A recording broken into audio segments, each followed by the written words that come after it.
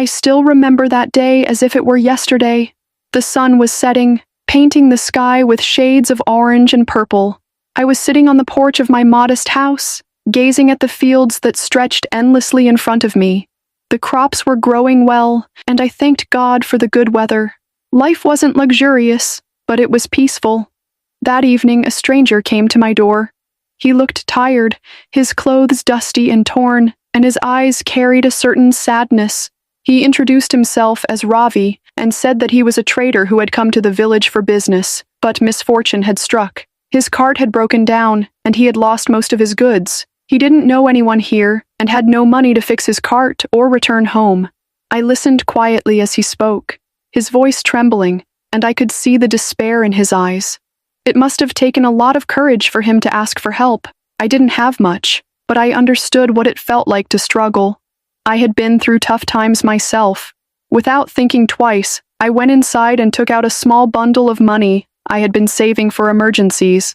It wasn't much, but I handed it to him. He looked at me in disbelief. "How can I ever repay you?" he asked.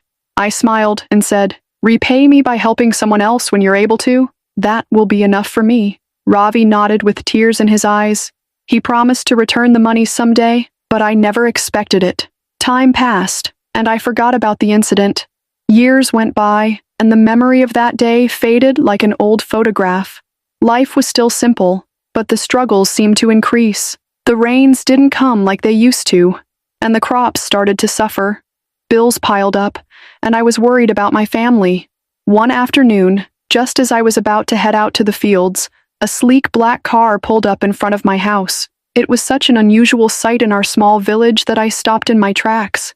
A man stepped out, wearing a crisp suit and a warm smile. "Do you remember me?" he asked. I stared at him, puzzled. His face seemed familiar, but I couldn't place it. Then he said, "I'm Ravi.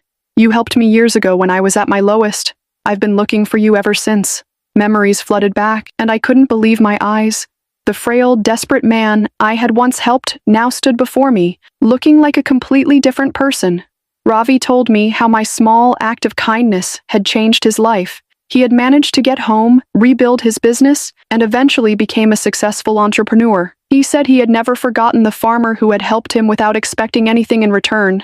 Then, to my utter disbelief, Ravi handed me a large envelope. Inside was a letter of gratitude and a deed to a piece of land, fertile land that I could use to expand my farm. There was also a significant sum of money to help with any immediate needs. I was overwhelmed. "Why are you doing this?" I asked. He smiled and said, "Because you taught me the power of kindness. You helped me when no one else would. Now it's time for me to return that favor." That day, I realized how a small act of kindness can ripple through someone's life in ways we can't imagine. It wasn't just the material help Ravi gave me. It was the reminder that goodness still exists in the world. Now, as I look out at the thriving fields, I often think back to that evening when a struggling stranger knocked on my door. It reminds me that sometimes, giving without expecting anything in return can lead to rewards far greater than we could ever dream of. That day proved to be a turning point in my life. With Ravi's help, my fields had flourished far beyond what they had been before. The new piece of land provided me with many opportunities to grow. I improved my methods and worked harder. The crops were better than ever, and I felt proud that everything I did was moving in the right direction. But in my heart, there was a deep yearning. I had always believed that I helped Ravi just to be a good person, without expecting anything in return. Yet, when he gave me everything, it made me realize that true goodness and honesty have no price, and they always come back, in some form.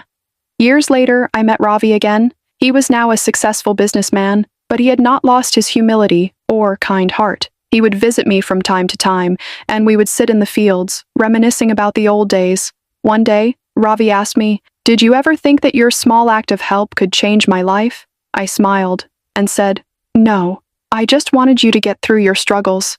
But now, seeing you become such a big man, it feels like goodness always returns." Ravi smiled and said, "You gave me hope, and that hope became the greatest treasure of my life. Your help made me realize that when we help someone, it doesn't just change their life, it changes ours in ways we can't even see." That day, I understood that my hard work and Ravi's help had created an unbreakable bond between us. Ravi showed me that when we help others, we don't just grow together, but we also grow as a community. I was no longer just a farmer. I had become an inspiration in that small village, where people knew that helping one another could make everyone's life better. My fields had grown much larger, and my life was happier. But the biggest lesson I had learned was that true goodness, if it is real, always comes back in some form, rewarding us for the help we give without expecting anything in return. This entire journey taught me that